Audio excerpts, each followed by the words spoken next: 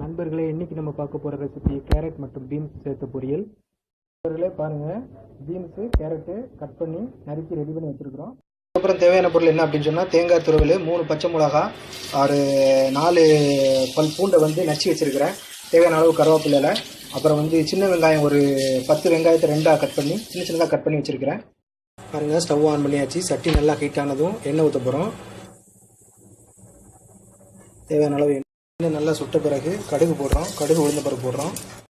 நல்லா கடுகு வெடித்ததும் அதில் வந்து வெட்டி வச்சுருக்கிற மிளகாயை போடுறோம். கருவேப்பிலை போடுறோம்.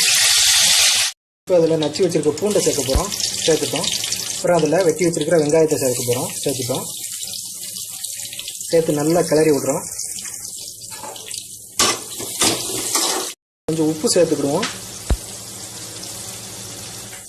அரை வேக்காடு வெந்ததுக்கப்புறம் நம்ம வந்து அந்த வெட்டி வச்சிருக்கிற பீன்ஸையும் கேரட்டையும் நம்ம இப்போ சேர்த்துடலாம். போட போகிறோம்.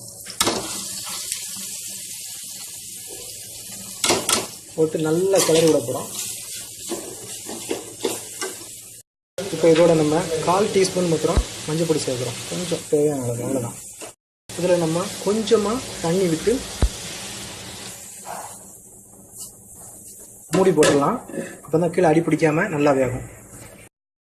பீன்ஸு பொரியல் வந்து எந்த ஸ்டேஜில் இருக்குதுன்னு பார்ப்போம். நல்லா மசிஞ்சிட்டு வருது. இடையில ஒரு கிளறு விட்டுருக்கோம்.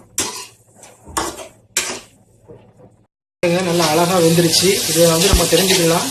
நல்ல பழுப்பு நிறம் ஆயிரும். அந்த கலர் வந்து மாறிடும். அதே சமயத்தில் நல்ல ஸ்மெல் கொடுக்கும், மனம் கொடுக்க ஆரம்பிச்சிடும். அப்புறம் நம்ம எடுத்து செக் பண்ணி பார்க்கலாம். நல்லா வெந்துருச்சு. இப்போ ஃபைனலாக மல்லிகளை சேர்த்துக்கலாம். மல்லித்தலை சேர்த்துக்கலாம். சேர்த்து நல்லா கிளறி விட்டுக்கணும். இப்போ ஃபைனலாக நம்ம இந்த தேங்காய் துருவலை சேர்க்க போகிறோம்.